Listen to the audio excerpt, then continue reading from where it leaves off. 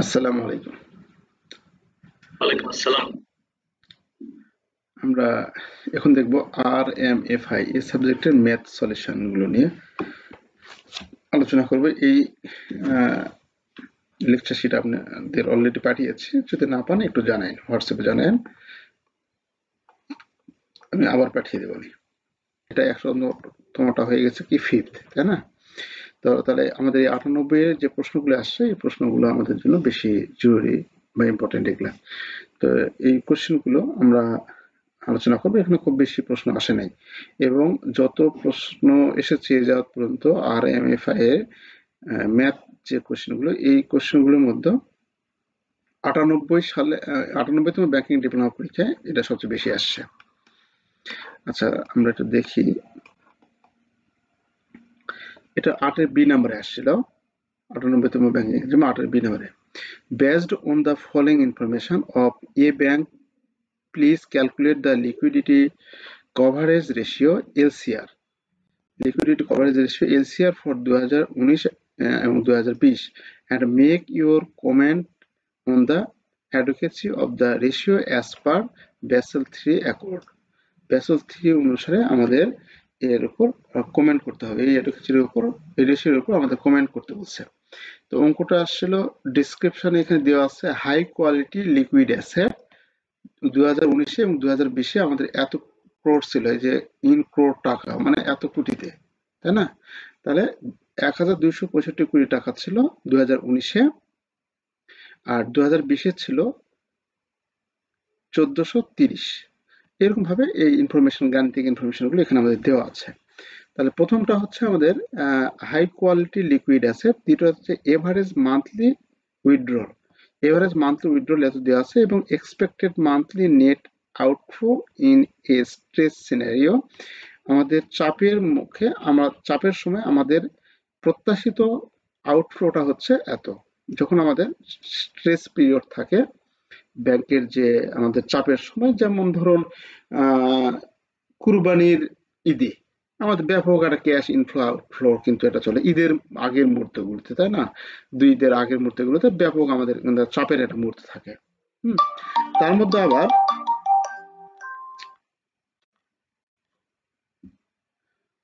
আমি ক্লাসে আছি, রাখ, ক্লাসের পরীক্ষা দিচ্ছি, ফোন দিচ্ছি তোকে।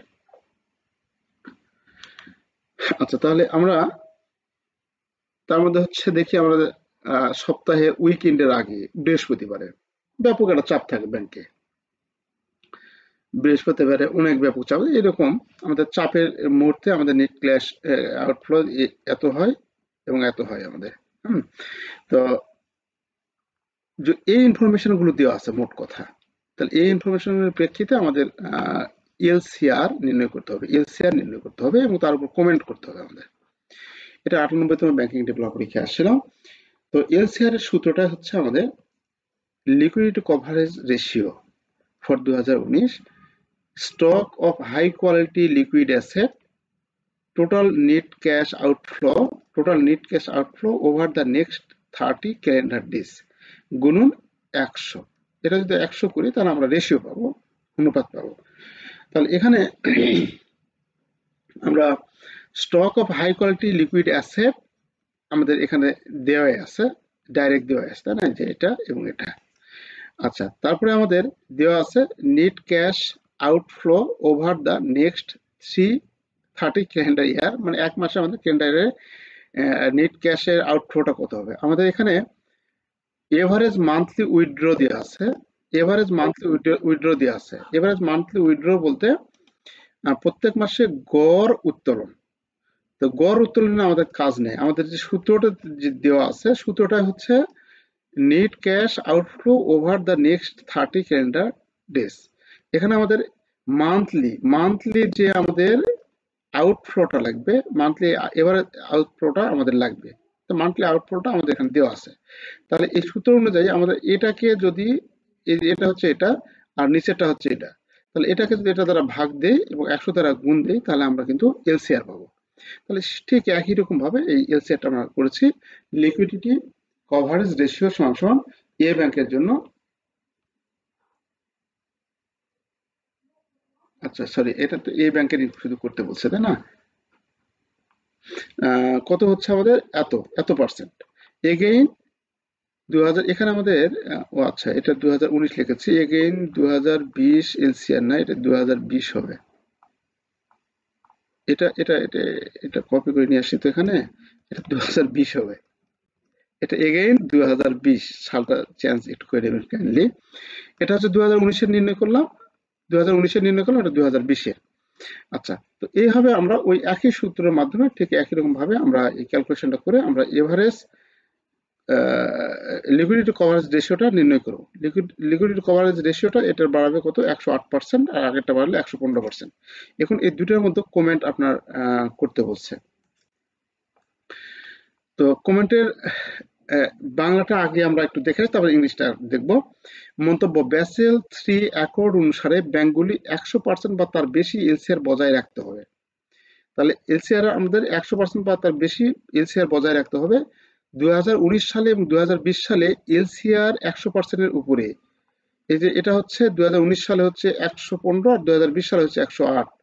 তাহলে দুইটাই হচ্ছে 100%-এর উপরে, যা নির্দেশ করে যে এ ব্যাংকে 30 দিনের মধ্যে একটি চাপের পরিস্থিতিতে নেট ক্যাশ আউটফ্লো কভার করার জন্য যথেষ্ট উচ্চমানের তরল সম্পদ রয়েছে। তাহলে 2019 এবং 2020 সালে আমাদের যথেষ্ট পরিমাণ তরল সম্পদ রয়েছে, তরল অ্যাসেট রয়েছে। যাই হোক, প্রবণতা বিবেচনা করাও গুরুত্বপূর্ণ। মানে 2019 সালে প্রবণতা বেশি ভালো ছিল না 2020 সালে? তাহলে যদিও 2019 সালে এলসিআর নিরাপদে 100%-এর উপরে, 2020 সালে এলসিআর সামান্য হ্রাস পেয়েছে। এটি ব্যাংকের তারল্য বিবেচনার বিষয়ে উদ্বেগ বাড়াতে পারে, কারণ এটি তারল্য সম্পদের সাথে নেট নগদ বহিঃপ্রবাহকে কভার করার ক্ষমতা সামান্য হ্রাস পেয়েছে। তবে আমাদের ম্যানেজমেন্ট সামান্য উদ্বিগ্ন থাকতে পারে, যদিও আমাদের দুটোই 100%-এর উপরে রয়েছে। আমাদের যেহেতু তারল্য এটা কমে এসেছে, আমাদের কভারেজটা কমে এসে, সেহেতু আমাদের হালকা উদ্বিগ্ন থাকতে পারে, কিন্তু এখানে দুশ্চিন্তার কোনো কারণ নেই। হ্যাঁ, সে কথা এখানে বলা আছে যে আমাদের যাই হোক প্রবণতা বিচার করাও গুরুত্বপূর্ণ। যদি 2019 সালে এলসিআর নিরাপদভাবে 100% উপরে দুটাতে ছিল, কিন্তু 2020 সালে সামান্য হ্রাস পেয়েছে। ব্যাংকের তারল্য ব্যবস্থাপনার বিষয়ে উদ্বেগ বাড়তে পারে, সামান্য একটু হালকা উদ্বেগ বাড়তে পারে, যেটা এরকম হলে কেন, তাই না?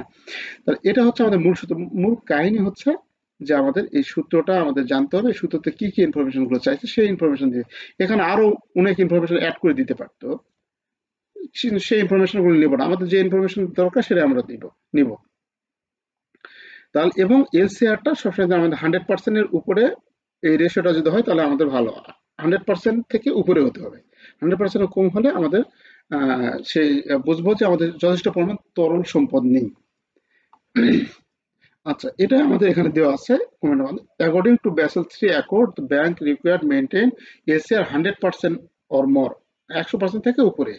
বোথ এলসিআর 2019 এবং 2020 আর above 100%, indicating that a bank hold sufficient high quality liquid asset to cover its need cash flow over 30 days in a stress scenario. আচ্ছা, এটুকু দিলে যথেষ্ট। আচ্ছা, এটা গেল আমাদের এলসিআরটা আসলো। এলসিআর কিন্তু প্রশ্নেও আসে, এলসিআর কি? হ্যাঁ, লিকুইডিটি কভারেজ রেশিও, এটা কিন্তু আমাদের প্রশ্নে আসে, টিকায় আসে, আবার এখানে অঙ্কিতেও আসছে। হ্যাঁ, তাহলে হাই কোয়ালিটি লিকুইড অ্যাসেটকে আমরা যে এক্সপেক্টেড ক্যাশ আউটফ্লো 30 দিনে, মানে 1 মাসের আমাদের নেট ক্যাশ আউটফ্লোর যে চিত্রটা, নেট ক্যাশ আউটফ্লোর যে পরিমাণটা সেটা দ্বারা ভাগ করবো। আচ্ছা, এটা ছিল আমাদের দেখলাম এটা হচ্ছে 8-এর বি নাম্বারে আসছিল। তারপরে আমরা পরের অঙ্কটা দেখি। পরেরটা সি নাম্বারে আসছিল, 8-এর সি। 8-এর সিতে আসছিল, based on the following information A bank please calculate the leverage ratio. Leverage ratio, আচ্ছা, লিভারেজ রেশিও বলতে কি বুঝি? ব্যাংকের লিভারেজ বলতে কি বুঝি আমরা? লিভারেজ কিন্তু হচ্ছে জানি, আমরা অনেকে জানি, কিন্তু লিভারেজ জিনিসটা কি এটা জানি না। হ্যাঁ, তো লিভারেজ বিষয়টা হচ্ছে দীর্ঘমেয়াদী ঋণের ফলে ব্যাংকে বা কোনো প্রতিষ্ঠানের লাভ অর্জনের ক্ষমতা। লাভ অর্জনের ক্ষমতা, এটা যখন লাভ অর্জনের ক্ষমতাকে লিভারেজ বলে আর কি। যে দীর্ঘমেয়াদী দায় বা ঋণ ব্যবহার করে, দীর্ঘমেয়াদী ঋণ ব্যবহার করে লাভ অর্জনের ক্ষমতাটাই হচ্ছে লিভারেজ। তো এখানে এ ব্যাংকের লিভারেজ রেশিওটা বের করতে বলছে 2019 সালে এবং 2020 সালে, and make your comment on the adequacy of the ratio। আচ্ছা, এই বিষয়ে আমাদের কমেন্ট এর উপর দিতে হবে। এখানে পার্টিকুলার দেওয়া আছে টায়ার ওয়ান ক্যাপিটাল 2019-20 সালে দেওয়া আছে, অ্যাসেট দেওয়া আছে এবং টোটাল লিভারেজ রেশিও এক্সপোজার আমাদের দেওয়া আছে, লিভারেজের সীমা আমাদের দেওয়া আছে।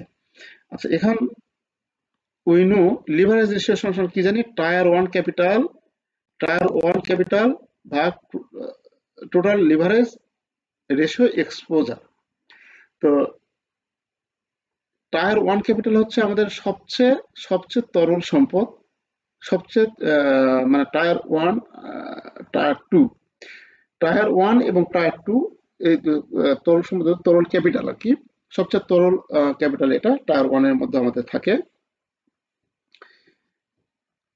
লিভারেজ রেশিও যখন আমরা করতে যাব তখন আমরা সূত্রটাই হচ্ছে, এই সূত্রটা কিন্তু আমাদের মনে রাখতে হবে, সূত্রটাই মেন জিনিস এগুলো অঙ্কে। যেহেতু 98তম ব্যাংকিং ডিপ্লোমা পরীক্ষা আসলো, যদি অঙ্ক যেহেতু এখন একটু প্রশ্ন সহজ হচ্ছে, যদি অঙ্ক রিপিট হয় তাহলে আমরা একটু সহজে দিতে পারবো। লিভারেজ রেশিও টায়ার ওয়ান ক্যাপিটালকে টোটাল লিভারেজ রেশিও এক্সপোজার দ্বারা ভাগ দেবো। ঠিক আছে, রেশিও অ্যানালাইসিসের মতো, এখানে বুঝে বলার ওরকম কিছু নেই, আমরা সূত্র যদি পারি তাহলে সহজে পারবো। সূত্র পারলে জাস্ট মানগুলা বসিয়ে দেওয়া। এই তাহলে টায়ার ওয়ান ক্যাপিটাল 2019 সালে যেটা আছে, 19 সালে টায়ার ওয়ান ক্যাপিটালকে লিভারেজ এক্সপোজার দ্বারা আমরা ভাগ দেবো। ভাগ দিলে আমরা যে পার্সেন্টেজ পাবো, এটাকে আমরা এই পার্সেন্টেজ করছি, এটার সাথে যদি আমরা 100 গুণ করি তাহলে আমরা এই পার্সেন্টেজ পাবো, তাই না? তাহলে পার্সেন্টেজ বের করার জন্য 100 দ্বারা গুণ করলে আমরা পার্সেন্টেজ পাই। তাহলে 2020 সালে ঠিক একই ভাবে করেছি। এটার উপর কমেন্ট আমাদের দিতে বলছে। কমেন্টের বাংলা এটাও দিয়ে রাখছে এরকম, যে এটাতে কত বাড়ালো দেখুন, এখানে বাড়াইছে এত পার্সেন্ট, একটা 5.38 আর হচ্ছে 4.58। এখানে মন্তব্যের ঘরে আছে যে 5% বা তার বেশি একটি লিভারেজ অনুপাত সাধারণত ব্যাংকগুলির জন্য আর্থিক চাপ সহ্য করতে এবং নিয়ন্ত্রক প্রয়োজনীয়তা পূরণের জন্য যথেষ্ট বলে মনে করা হয়। 5% বা তার বেশি গণনার উপর ভিত্তি করে 2019 সালে লিভারেজ অনুপাত ছিল এত, যা 5% থ্রেশহোল্ডের উপরে এবং পর্যাপ্ত হিসেবে বিবেচিত হয়। মানে 5% উপরে, মানে ভালো অবস্থায় আছে। 2020 সালে লিভারেজের অনুপাত এত ছিল, এ কমে গেছে, যা 5% থ্রেশহোল্ডের নিচে, যদিও এটি কখনো তুলনামূলকভাবে কাছাকাছি একটি ব্যাংকের লোকসান শোষণ করা এবং তার আর্থিক বাধ্যবাধকতাগুলি পূরণ করার ক্ষমতাকে সামান্য হ্রাস নির্দেশ করে। বলছে এটা 4.58, মানে কি আমাদের 5 এর উপরে গেলে তো আমরা মানে পয়েন্টের উপরে যে 5 এলে থাকে তাহলে আমরা 5 ধরি, তাই না? তো এটা বলছে যদি এটা কাছাকাছি, তারপরে এটা আমাদের লোকসান শোষণ করা, মানে লোকসান হলে সেই লোকসানের ক্ষতিপূরণ করা এবং আর্থিক বাধ্যবাধকতা যেটা থাকে সেটা ক্ষমতা পূরণের ক্ষমতাকে হ্রাস করে। মানে এটা 2019 সালে আমাদের ভালো অবস্থানে ছিল, 2020 সালে আমাদের কমে গিয়েছে। তার মানে এটা 2019 সালে যে আর্থিক বাধ্যবাধকতা বলতে কি বুঝি, ব্যাংক নির্দিষ্ট সময়ে নির্দিষ্ট দিনে কাস্টমারের টাকা দিতে যদি না পারে তাহলে সেটা বাধ্যবাধকতাগুলি পূরণ করতে পারলো না।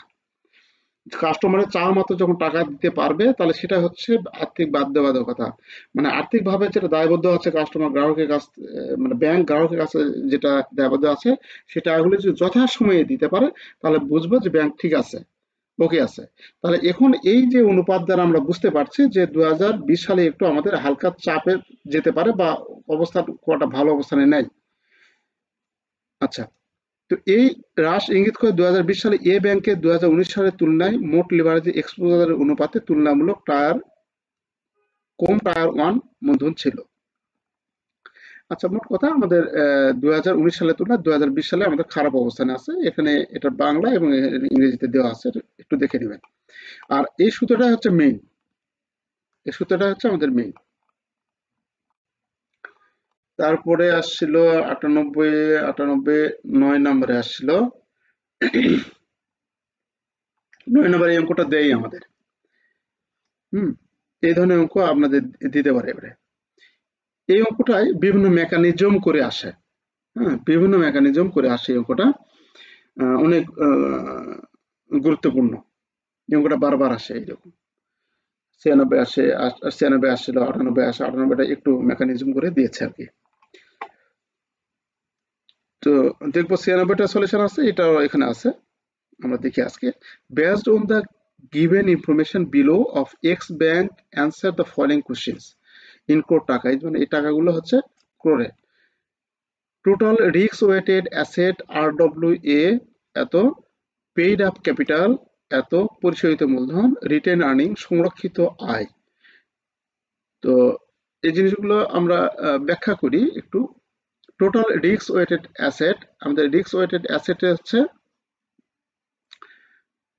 ঝুঁকিযুক্ত গড় অ্যাসেট হচ্ছে আমাদের কত, এত কোটি টাকা। পেইড আপ ক্যাপিটাল পরিশোধিত মূলধন, আমাদের শেয়ার কিনে নিছে, বাজারে যে শেয়ার বিক্রি করেছি, সে বিক্রি করে লোকজনের কাছ থেকে আমরা শেয়ার বাবদ পেয়েছি এত কোটি টাকা, শেয়ার বিক্রি বাবদ। রিটেন আর্নিং, আমাদের ব্যবসায়ে আমরা আমাদের ব্যাংকে বা আমাদের প্রতিষ্ঠানে রিটেন আর্নিং আছে, মানে একটা বছরে যত টাকা লাভ করি, মনে ধরুন 1000 কোটি টাকা লাভ করেছি আমরা, এই 1000 কোটি টাকা লাভের থেকে আমরা বিভিন্ন রকমের reserve, statutory reserve, general reserve, বিভিন্ন ফ্লাকচুয়েশন ফান্ড, ফ্লাডের ফান্ড, মানে বন্যার্থদের মানে সাহায্য করি, শীতার্তদের বস্ত্র প্রদান করি, এরকম একটা তো থাকে আমাদের প্রতিষ্ঠানে, তাই না? ব্যাংকের বা বিভিন্ন বড় বড় প্রতিষ্ঠান থাকে, তাদের সামাজিক কল্যাণ সাধনের জন্য। এরকম বিভিন্ন রকম করার পর ডিভিডেন্ড আমরা কেটে রাখি, সরকারের ট্যাক্সের বিভিন্ন সবগুলো কর্তন করে রাখার পর যতটুকু থাকে সবগুলো খরচ বাদ দেওয়ার পর ধরুন 400 কোটি টাকা আছে, 600 কোটি টাকা ওদিক শেষ। এই 400 কোটি টাকার নাম সকল বন্টন করার পর, অ্যাপ্রোপ্রিয়েশন করার পর যেটা থাকে তার নাম হচ্ছে রিটার্ন আর্নিং, মানে সংরক্ষিত আয়। ঠিক আছে? এই আয়টা আমাদের সংরক্ষণ করে রাখি, রিটার্ন আর্নিং সেটা। Non repayable share premium account, share premium account মানে আমাদের শেয়ারের যা দাম, শেয়ারের দাম 10 টাকা, লোকজনের কাছ থেকে অতিরিক্ত 12 টাকা করে আমরা নিছি। আমাদের কোম্পানির ফেস ভ্যালু, শেয়ার ভ্যালু মার্কেটে ব্যাপক একটা সুনাম আছে, তাই আমরা শেয়ারের ফেস ভ্যালু থেকে অতিরিক্ত যে টাকাটা নিই তাকে বলে হচ্ছে শেয়ার প্রিমিয়াম। হ্যাঁ, তো অ্যাকাউন্টিং এর ভাষায় এটা হচ্ছে শেয়ার প্রিমিয়াম, অতিরিক্ত টাকাটা যেটা নিব শেয়ার প্রিমিয়াম। এই শেয়ার প্রিমিয়াম হচ্ছে নন রিপেয়েবল, মানে এটা আমরা ফেরত দেব না। ঠিক আছে, এটা আমাদের কোম্পানি থেকেই যাবে। তাহলে নন রিপেয়েবল শেয়ার প্রিমিয়াম হচ্ছে এত দেওয়া আছে, 150 crore। স্ট্যাটুটরি রিজার্ভ, ব্যাংকের ক্ষেত্রে বাধ্যতামূলক স্ট্যাটুটরি রিজার্ভ 20% আগে ছিল, এখন কত পার্সেন্ট জানি না, 20% মানে মেবি। তাহলে 20% স্ট্যাটুটরি বিধিবদ্ধ সঞ্চিতি, ব্যাংকের অ্যাকাউন্ট যখন ব্যাংকের হিসাব যখন করানো হয় তখন আমাদের এটা স্ট্যাটুটরি রিজার্ভ, প্রত্যেকটা ব্যাংকের এই রিজার্ভটা রাখতে হবে। হ্যাঁ, স্ট্যাটুটরি রিজার্ভ বিধিবদ্ধ সঞ্চিতি, বিধিবদ্ধ সঞ্চিতি আমাদের রাখতে হবে। তারপর আছে জেনারেল প্রভিশন, আমাদের বিভিন্ন রকম প্রভিশন রাখতে হয়। হ্যাঁ, জেনারেল প্রভিশন বলতে সাধারণ প্রভিশন, সাধারণ সঞ্চিতি। সাধারণ সঞ্চিতি কি জন্য রাখি? আমাদের কর্মচারী কল্যাণ তহবিল, যেমন ব্যাংকারদের ক্ষেত্রে দেখা যাচ্ছে তারা কি বলে ম্যাটারনিটি লিভ কাটায়, প্যাটার্নিটি লিভ কাটায়। এই ম্যাটারনিটি লিভের জন্য ম্যাটারনিটি বাচ্চার জন্য কি পায় তারা, ভাতা পায়, হয়তো 40,000 টাকা বা 50,000 টাকা পেয়ে থাকে, তাই না? এটার জন্য খরচ, ক্লিনিক্যাল বিভিন্ন খরচ পেয়ে থাকে, অথবা কারো কোনো সমস্যা হইলো চিকিৎসা ভাতা পেয়ে থাকে। এই ধরনের বিভিন্ন রিজার্ভ, হ্যাঁ, এটা এটা যদি আমাদের এমপ্লয়ি ওয়েলফেয়ার ফান্ড, এগুলা এই ধরনের আর কি কল্যাণমূলক কোনো কাজের জন্য আমরা যে প্রভিশনগুলো রাখি সেগুলো হচ্ছে জেনারেল প্রভিশন। অথবা আমরা কোনো ক্ষতিপূরণ বাবদ আমরা প্রভিশন রাখতে পারি, এরকম প্রভিশন। প্রভিশন বলতে এগুলো বোঝায় যে ভবিষ্যতের জন্য, ভবিষ্যতে কোনো খরচ হবে এই জন্য আমরা কি করি, আগে থেকে জমায়ে রাখি, এটাই হচ্ছে প্রভিশন আমাদের কাছে। তারপরে আছে general reserve, general provision, general reserve একই জাতীয়, দুটা দুটা হচ্ছে ক্রেডিট ফান্ড আমাদের। তারপর আছে পারপেচুয়াল বন্ড। পারপেচুয়াল বন্ড হচ্ছে চিরস্থায়ী বন্ড। চিরস্থায়ী বন্ড বলতে যে বন্ডের মেয়াদ থাকে না, মেয়াদহীন বন্ড। এই বন্ডের কোনো মেয়াদ নেই, চিরস্থায়ী বন্ড, পারপেচুয়াল বন্ড। তো এই ধরনের ইনফরমেশন গুলো আমাদের এখানে দেওয়া আছে। যাই হোক, আমার সাধ্যমতো আমি আপনাদের এগুলো ব্যাখ্যা করলাম। এগুলা অঙ্ক আমাদের অ্যাকাউন্টিং থাকে আর কি, এই সবগুলোই থাকে। আচ্ছা, তাহলে আমাদের এই ইনফরমেশন গুলো এখানে আমাদের দেওয়া আছে। এখন এ তে আমাদের বলা আছে calculate minimum capital requirement MCR with capital conservation buffer CCB। তাহলে আমাদের MCR নির্ণয় করতে হবে, ক্যাপিটাল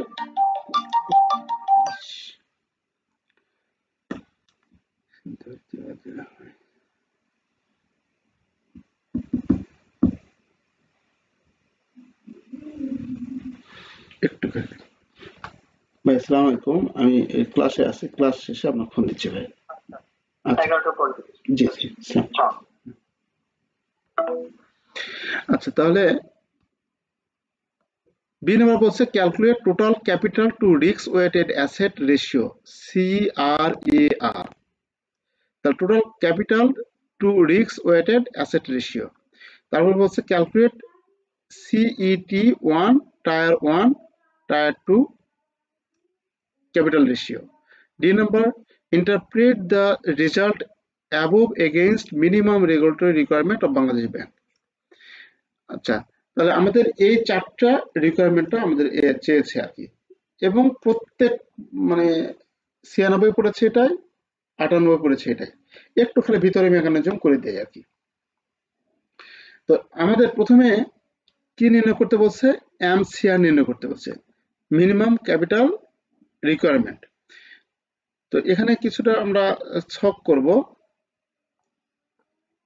এই হবে। Now calculate the classification of component as CET1, tier 1 and tier 2। তো এই প্রথমে এই ওয়ার্কিংটা করে নেব। এই ওয়ার্কিংটা যদি আমরা পারি তাহলে আমাদের কাছে ইজি, মানে সবগুলো আমরা সহজে করতে পারবো। তাহলে আমি প্রথমে কি বলেছিলাম? পেইড আপ ক্যাপিটাল, পরিশোধিত মূলধন, মানে এটা বাদে এই যে অঙ্কে এই প্রথম যে ইয়াটা আছে এটা বাদে আমরা এগুলাকে শ্রেণীবিন্যাস করব। হ্যাঁ, এগুলা হচ্ছে আমাদের ব্যালেন্স শিটের সব দফা, এগুলা কিন্তু আমাদের ব্যালেন্স শিটে থাকে, এগুলা এই দফাগুলো, ঠিক আছে? তো এগুলাকে আমরা শ্রেণীবিন্যাস করব। পেইড আপ ক্যাপিটাল,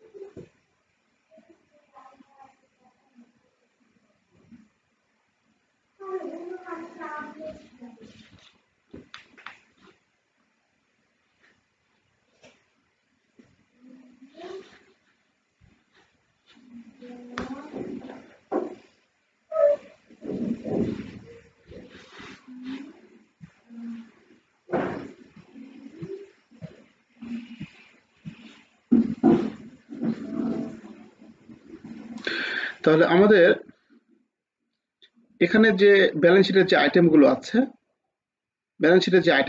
এই আইটেমগুলো আমরা ক্লাসিফিকেশন আগে আমরা করে নেব। তো ক্লাসিফিকেশন করার জন্য এটা হচ্ছে ওয়ার্কিং, অঙ্ক করার জন্য আমাদের এই বক্সটা হেল্প দেবে। তো সবগুলো আমরা যথানিয়মে আমরা লিখে নেব। Paid up capital, retained earning, non repayable, share premium, statutory reserve, general provision, তারপরে আছে জেনারেল রিজার্ভ, পারপেচুয়াল বন্ড। আচ্ছা, তো এখানে অ্যামাউন্ট দেওয়া, সবগুলো অ্যামাউন্ট আমরা যথারীতি আমরা তুলছি, ওখানে যে অ্যামাউন্টটা দেওয়া ছিল এই অ্যামাউন্টটাই ওখানে আমরা নিয়েছি। নিয়ে এসে আমাদের এখানে ভাগ করব হচ্ছে CET1, AT1, tyre 1, tyre 1, tier 2। তাহলে CET1 হচ্ছে common equity tyre 1, common equity tyre 1, CET1। আর আমাদের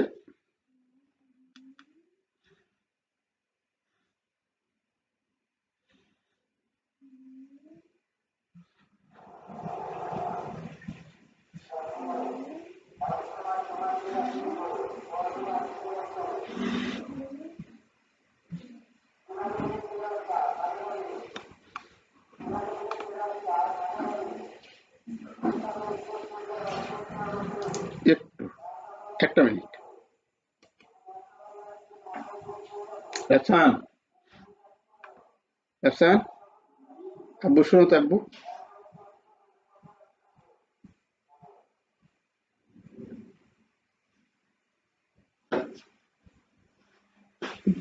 বুঝছো না, বুঝছো না? 기존 못하네. পড়, পড়, যা। 기존 못하네. হ্যাঁ, এটা বলার জন্য। 오.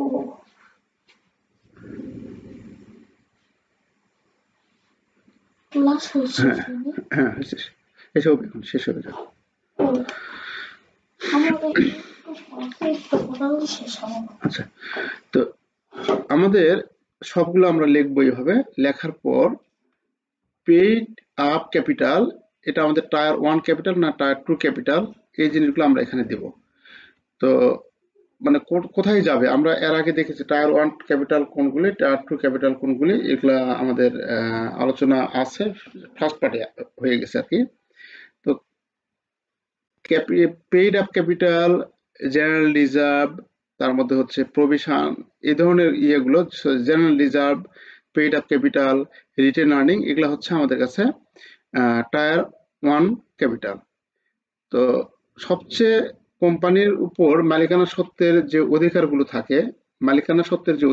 থাকে, সেগুলো হচ্ছে আমাদের কাছে টায়ার 1 ক্যাপিটালের মধ্যে পড়ে। তো অ্যামাউন্ট হচ্ছে এত টাকা, সিএফ, এটি হচ্ছে কমন ইকুইটি টায়ার 1। তারপর হচ্ছে এটি অ্যাডিশনাল টায়ার 1, টায়ার 1, টায়ার 2। তো এখন এখানে পেইড আপ ক্যাপিটাল আমাদের যে টাকাটা, সেটা সিইটি কমন ইকুইটি টায়ার 1 এর মধ্যে যাবে, অর্থাৎ যেগুলোর উপর কোম্পানির মালিকানা সত্ত্ব অধিকার রয়েছে, সেগুলো হচ্ছে আমাদের কমন ইকুইটির মধ্যে আসবে। আর যেগুলোর উপর মালিকানা সত্ত্বের কোনো অধিকার নেই, বাইরের ঋণ, বাইরের পক্ষের ঋণ, সেগুলোর উপর আমাদের এখানে আসবে না। তো পেইড আপ ক্যাপিটাল আমাদের সিইটি 1 এ যাবে, অ্যাডিশনাল টায়ার এটা আসবে না, টায়ার 1 এ আসবে, এটা টায়ার 1 এ যাবে, টায়ার 2 তে যাবে না। রিটেন আর্নিং আমাদের ঠিক একই রকম ভাবে সিইটি 1 এ যাবে, অ্যাডিশনাল টায়ার 1 এ না, টায়ার 1 এ যাবে, এটা অতিরিক্ত যাবে না, আমাদের টায়ার 1 এ যাবে। নন রিপেবল ঠিক একই রকম ভাবে আমাদের স্ট্যাটুটরি রিজার্ভ পর্যন্ত সব একই রকম ভাবে গিয়েছে। জেনারেল প্রভিশন, সাধারণ সঞ্চিতি আমাদের ছিল, প্রভিশন আমাদের ছিল 1 লক্ষ এত, এটা আমাদের ডাইরেক্ট যাবে টায়ার 2 তে।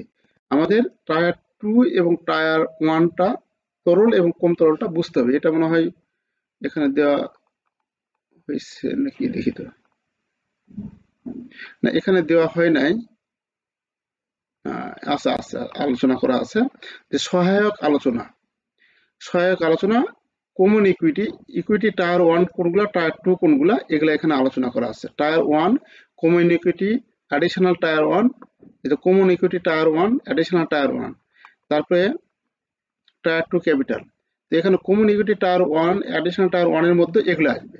এই যে কমন ইকুইটি টায়ার 1 এর মধ্যে এগুলো আসবে।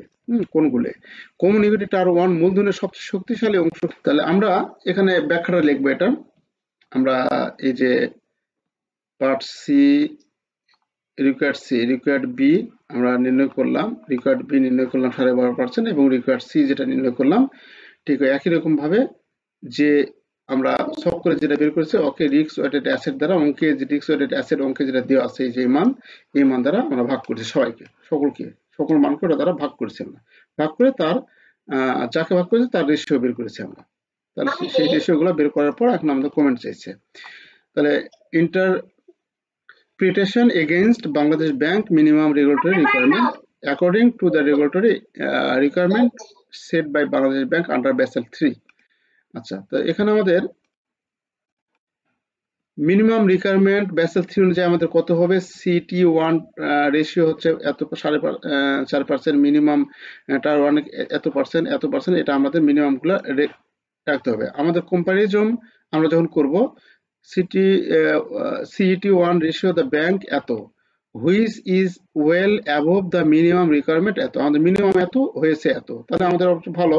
ক্যাপিটাল টায়ার 1 রেশিও আমাদের এত, যেটা আমাদের 6.5% উপরে আছে, এটাও ভালো।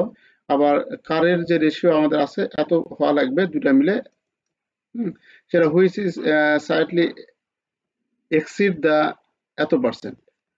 তাহলে রিকোয়ারমেন্ট ইনক্লুডিং দ্য সিসিবি, মানে আমাদের সিসিবি করতে আমাদের 12.5%-এর উপরে, যেটা আমাদের যোগ করলে এত পার্সেন্ট হয়, এটাও আমাদের ভালো অবস্থানে আছে। আমরা যখন কমেন্ট লিখবো দ্য ব্যাংক ইজ উইল, এটা আমরা কম্পারিজন দেখাতে পারি, দেখালে বেশি ভালো। এখানে যেটা আলাদা করে রেখেছি, আমাদের Basel III অনুযায়ী কি কি লাগবে এবং আমাদের কি কি অর্জন হয়েছে, এই দুইটার মধ্যে পার্থক্য, আমাদের সবগুলো ভালো পজিশনে বা বেশি আছে, আমাদের যা দরকার তার চেয়ে বেশি আছে।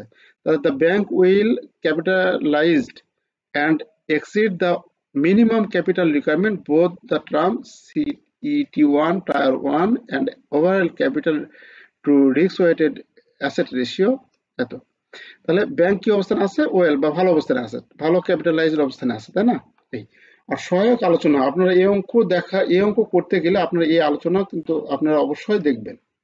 এটা আপনার থিওরি আলোচনা ক্ষেত্রেও হতে পারে। হ্যাঁ, থিওরি আলোচনা ক্ষেত্রেও এটা আপনার কাজে লাগবে আর কি। Component of regulatory capital, component দুইটা, টায়ার 1 টায়ার 2। টায়ার 1 কে ভাগ করলে দুই ভাগে ভাগ করা যায়, common equity tyre 1, additional tyre 1। আর টায়ার 2 কে আমরা এভাবে ভাগ করতে পারি নিচে। আচ্ছা, এটা একটু দেখে নেবেন, এটা দেখলে আপনারা সাধারণত এই অঙ্কটা পারবেন। আচ্ছা, তারপরে আমাদের এটা অতিরিক্ত দেওয়া হয়েছে মনে হয়, limit of minima and maxima. এটা আপনাদের যে ওই যে ওখানে যেটা মিনিমাম এবং ম্যাক্সিমা যেটা বলেছে সেটা ইনফরমেশনগুলো এখান থেকে নিয়ে যাওয়া হয়েছে। আচ্ছা, এরপর 96তম ব্যাংকিং ডেভেলপমেন্ট যে কোশ্চেন সেটা আমরা আলোচনা করব, আগামী দিন ইনশাআল্লাহ আলোচনা করব।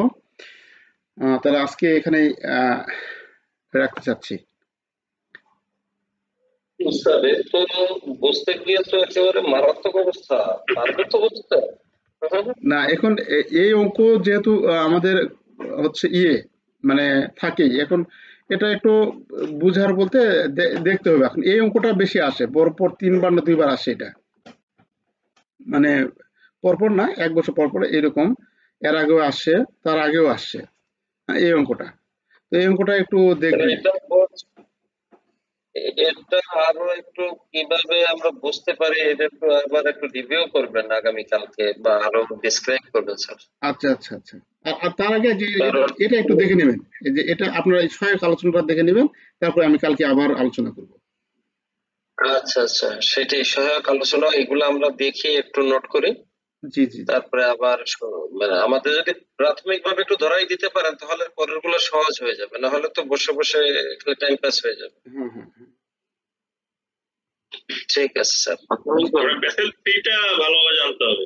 হ্যাঁ বেসেল থ্রিটা ভালোভাবে জানতে হবে। জি, ওয়ালাইকুম সালাম। আমাদের এই ম্যাথের সিটটা মনে হয় দেওয়া হয়নি নাকি?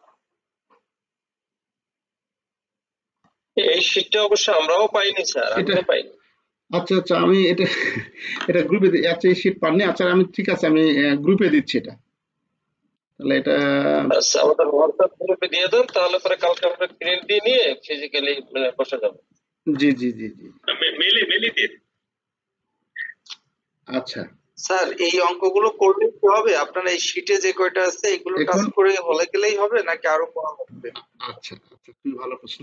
এটা আপনাদের অঙ্কের তো ধরনের শেষ নেই, অঙ্কের বিভিন্ন ধরনের করা যায়। কারণ এত ধরনের অঙ্ক যদি আমি এখানে দেখাই, তাহলে দেখা যাবে যে মানে অনেক রকম, একটা ধরুন একাডেমিক পড়ার মতো এতগুলো তো এখন করার সময় নাই। এগুলা আপনাদের যেগুলা ইয়াকে দিচ্ছে, মানে আপনাদের পরীক্ষায় যেগুলো আসছে সেই প্রশ্নগুলো এখানে আলোচনা করা আছে। সাধারণত এই প্রশ্নগুলো রিপিট হয় বা ইয়ে হয়, মানে যে অঙ্কটা দেখালাম লাস্টে এই অঙ্কটাই বেশিরভাগ রিপিট হয়, 3বার আসছিল মনে হয়, 3বার কি 2বার এরকম। তো অঙ্কটা ভালো। আর শীটের অঙ্ক তো অনেক ধরনের অঙ্ক আছে রিস্ক ম্যানেজমেন্টে। স্যার এই যে 96 তে যে অঙ্কটা আসলো এটাই কিন্তু হুবহু 98 তেও আসছে। কোনটা 99? না 96 তে। 96, হ্যাঁ হ্যাঁ হ্যাঁ, হুবহু না, একটু একটু চেঞ্জ আছে। এই যেমন একটু একটু চেঞ্জ আছে, যেমন আমরা যদি 96 অঙ্ক আমার এখানে আছে, তোলা আছে, এই যে 96, এই যে যে যে এটা, হ্যাঁ, এটা একটু চেঞ্জ আছে, এটা একটু চেঞ্জ আছে আমাদের এখানে বলার ধরন। এখানে সিইটি টায়ার 1 টায়ার 2 আবার আলাদা ইয়াকে দিছে, যাই হোক একই জিনিসই। তো এইখানে একটু চেঞ্জ আছে, একটু হালকা চেঞ্জ আছে, আবার মতামত কিন্তু ঠিকই চেয়েছে। হুম, এটা 96 আছে, মোটামুটি কাছাকাছি কাছাকাছি কাছাকাছি, জি জি জি। এখন এরকমের স্যার একটু স্টাডি করে আমাদের যে মানে কমন আসতে পারে, এখন গঠন হচ্ছে যে আমরা তো এগুলো সব বুঝবো না, সব করতেও পারবো না, তাহলে আমার থিওরি যদি মিসিং হয়ে যায় তাহলে এদিকেও যাবে ওদিকেও যাবে, এরকমের যেন না হয় স্যার। না, থিওরি মিসিং হবে না, ইনশাল্লাহ থিওরি থাকবে। আর অঙ্ক দেখে যাবেন, আর যদি কমন পড়ে তাহলে তো দিবেন, না হলে জোর করে তো দেওয়ার দরকার নাই। থিওরি লিখে অনেকে পাস করছে, আবার অনেকে হ্যাঁ সেটাই। আহ, অঙ্ক কারণ আমরা যারা অ্যাকাউন্টিং ম্যানেজমেন্টের স্টুডেন্ট না, তাদের জন্য যদি এটা মানে না পারি, তাহলে পরে এটার জন্য সময় দিয়েও তো একটা অঙ্ক বিপদ হয়ে যাবে। হয়েছে কারণ আমরা পারতে পারি এরকমের স্যার কিছু দেখাবে। জি জি জি, অঙ্ক হয়েছে কি সুনির্দিষ্ট কাঠামো যদি বইয়ে দেয়া থাকতো যে এই অঙ্ক আছে, শতকরা, সুদ কষা, সুদ আসল, লাভ ক্ষতি, এই অঙ্ক আছে, তাহলে আমরা সেই অঙ্কগুলো করে মজা পাই বা করাতে। কিন্তু এখানে অঙ্কের আইটেম গুলো এগুলো সব বানিয়ে দেয়, ওগুলা সব বানিয়ে দেয়, কারণ বানানো না তো শেষ নেই। স্যার একটা জিনিস দেখলাম, 96 এবং 98 তে যেভাবে মোটামুটি মিল আছে, এরকমের হইলে কিন্তু 20-এ দেখা গেল 2টা 3টা পারলেও 15 মানে ক্যাপচার হয়ে যায়। হ্যাঁ হ্যাঁ, হ্যাঁ হ্যাঁ, না ইনশাল্লাহ এখন এরকমের থাকবে। দেবে কিনা এটা তো আনসার্টেন। না থাকবে ইনশাল্লাহ, এবারে কোশ্চেন একটু সহজ করতেছে, থাকবে ইনশাল্লাহ থাকবে। আচ্ছা ঠিক আছে, তাহলে সেগুলো স্যার একটু গ্রুপে দিয়ে দিন। জি জি, এখনই আমি দিয়ে দিচ্ছি, এখনই দিয়ে দিচ্ছি। আচ্ছা ঠিক স্যার আছে। ঠিক আছে স্যার, ক্লাস রুটিন যেটা দিয়েছিলেন গ্রুপে ওইটাই কি ঠিক আছে? জি জি, ওই অনুযায়ী তো এখন পর্যন্ত চলতেছে। আজকে কি স্যার কমন মানে ছিল নাকি, ক্রেডিট অপারেশন ছিল কি? আজকে না, আমি বার করে দেখা, এই যে আজকে কত তারিখ, আজকে হচ্ছে আজকে 9 তারিখ। SBB ছিল 11টা, এই যে SBB তো হচ্ছে না। এই যে আইসিটি আর এমএফআই এই সপ্তাহ থেকে এসবিবি হওয়ার কথা ছিল, যেটা তো আমার এসবিবি সাবজেক্ট লেখা কমপ্লিট, শুধু সূচিপত্র করতেছে। এই সূচিপত্র করতে গিয়ে মানে অনেক ঝামেলা, সূচিপত্র রেডি করা অনেক একটা কষ্টের বিষয়, বুঝতে পারছেন। যে সূচিপত্র না করা লাগলে তো ওই অবস্থায় আমি পাঠিয়ে দিতে পারতাম, কিন্তু সূচিপত্র দিলে আপনাদের একটু প্রশ্ন খুঁজে পেতে সহজ হয়। হ্যাঁ, তাহলে ওই জিনিসটা আমি করতেছি, হয়তো কালকে লাগবে একটু সময়, তারপরে আমি হয়তো কালকে নাইটে দিয়ে দিব আপনাদের। স্যার আপনাদের আপনি বলছিলেন SBB টা খুব সহজ এডিশনাল, এগ্রিকালচার বিটুইন SBB, এই দুইটার ভিতরে কোনটা আপনার কাছে একটু একেবারে ইজি মনে হয়? নিঃসন্দেহে এসবিবি, নিঃসন্দেহে এসবিবি। এটা আমি তাই? আপনাদের পাঠিয়ে দেই, আপনারা দেখেন। অনেক ছোট অধ্যায়, অনেক ছোট টপিক আলোচনা, এবং কিছু ইসলামিক আলোচনা এখানে আছে।